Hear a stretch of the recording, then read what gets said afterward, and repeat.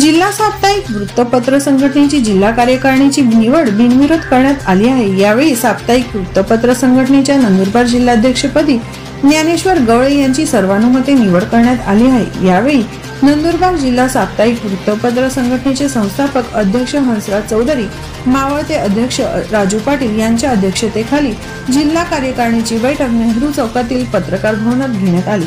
नवीन पदाधिकाऱ्यांच्या कार्यकारिणीत जिल्हाध्यक्षपदी ज्ञानेश्वर गवळे, कार्याध्यक्षपदी अफिक मिर्झा तर उपाध्यक्षपदी दीपक सोनार, सचिवपदी राजेंद्र पवार, सहसचिवपदी आजी हाशमी, खजिनदारपदी हंसराज चौधरी, प्रसिद्ध प्रमुखपदी हिरालाल मराठे, सदस्यपदी जितेंद्र जाधव, दिलीप बडगुसर, सुबोध अहिरे, प्रवीण चव्हाण यांची सर्वानुमते बिनविरोध निवड करण्यात आली आहे। कार्यक्रमाचे प्रास्ताविक पत्रकार हंसराज चौधरी यांनी केले तर अध्यक्षीय भाषण साप्ताहिक संघटनेचे माजी जिल्हा अध्यक्ष राजू पाटील यांनी मागील आढावा घेऊन कार्यक्रमाचा समारोप करण्यात आला। सूत्रसंचालन जगदीश ठाकूर यांनी केले तर आभार ज्ञानेश्वर गवळे यांनी मानले। या कार्यक्रमाप्रसंगी साप्ताहिक संघटनेचे सर्व संपादक व पत्रकारांनी मनोगत व्यक्त केले। या दरम्यान विविध विषयांवर चर्चा करून वर्षभर विविध उपक्रमांचे आयोजन करण्यात येणार असून दर महिन्याला सर्वसाधारण बैठकीचे देखील आयोजन करण्यात येणार आहे असा निर्णय घेण्यात आला आहे। या प्रसंगी सतीश गोसावी, विशाल माळी, वैभव करवंदरकर, किसन जाधव, प्रेमचंद राजपूत, किशोर गवळी, महादू हिरणवाळे, जगदीश सोनवणे, सुभाष राजपूत, शैलेंद्र इशी,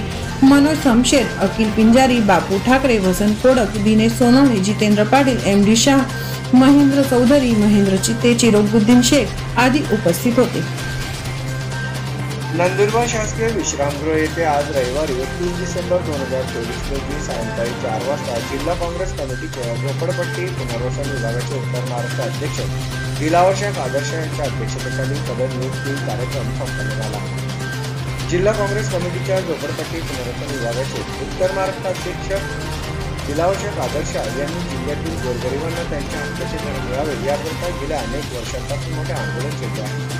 त्यांची नंदुरबार जिल्हा काँग्रेस कमिटीच्या झोपडपट्टी पुनर्वसन विभागाच्या उत्तर महाराष्ट्र अध्यक्षपदी निवड झाल्यानंतर विविध पदांची नियुक्ती करण्यास प्रारंभ केला। आज रविवारी 31 डिसेंबर 2023 रोजी शासकीय विश्रामगृह येथे डॉक्टर रामचंद्र वसंत शिंपी यांची नंदुरबार जिल्हा काँग्रेस कमिटीच्या झोपडपट्टी पुनर्वसन विभागाच्या जिल्हाध्यक्षपदी निवड करण्यात आली। या कार्यक्रमाप्रसंगी नंदुरबार जिल्हा काँग्रेस कमिटीचे राजेंद्र पाटील, सुदाम चिखलीकर, पंडित तडवी, पंडित पवार, इम्रान शाह, रौद शाह आदी उपस्थित होते। नंदुरबार जिल्ह्यातील सावखेडा गावातील शेतकरी अर्जुन निंबा पवार आणि किरण निंबा पवार यांच्या शेतातील केळी 7 समुद्रापार इराक देशात निर्यात करण्यात आल्या आहेत। नंदुरबार जिल्ह्यात विशेषतः सुलवाडे, सुलतानपूर, ब्राह्मणपुरी, सावखेडा, बामखेडा, वडाई, लोणखेडा भागात मोठ्या प्रमाणात केळी पिकांचं उत्पन्न घेतलं जातं। यंदाच्या वर्षी पावसाचं प्रमाण कमी असल्याने अनेक शेतकऱ्यांना आर्थिक अडचणींना सामोरं जावं लागलं होतं, परंतु या सर्व अडचणींवर मात करत सावखेडा गावातील शेतकरी अर्जुन निंबा पवार आणि किरण निंबा पवार यांनी आपल्या शेतात केळीचं उत्पादन योग्य प्रमाणात घेतल्यानं त्यांच्या 4 एकर शेतात 90 टन केळी उत्पादनाची अपेक्षा असून यातून दोघाही शेतकऱ्यांना जवळपास 7 लाख रुपयांचं आर्थिक उत्पन्न प्राप्त होणार आहे। आतापर्यंत 50 टन केळी उत्पादन घेण्यात आले असून ही सर्व केळी ब्राह्मणपुरी गावातील व्यापारी राजूभाई पाटील यांच्या माध्यमातून 7 समुद्रपार इराक देशात निर्यात करण्यात आले आहेत। अधिकची माहिती शेतकरी अर्जुन निंबा पवार आणि किरण निंबा पवार यांनी दिली आहे। नमस्कार शेतकरी मित्रांनो, माझे नाव अर्जुन निंबा पवार, मुक्काम पोस्ट सावखेडा, तालुका शहादा, जिल्हा नंदुरबार। मी 1 जानेवारी 2023 रोजी 6000 फळांची लावणी केली। ही केळीची व्हरायटी आंबेमोहर म्हणून लावणी केलेली आहे। तर या केळीचं व्यवस्थित व्यवस्थापन खतं असतील, बियाणं आपल्या औषधी असतील, परत फवारणी असेल, या सर्व गोष्टी माझे सहकारी श्रीयुत पाठक साहेब यांच्या मार्गदर्शनाने आज माझी केळी उत्तम प्रतीची तयार झालेली।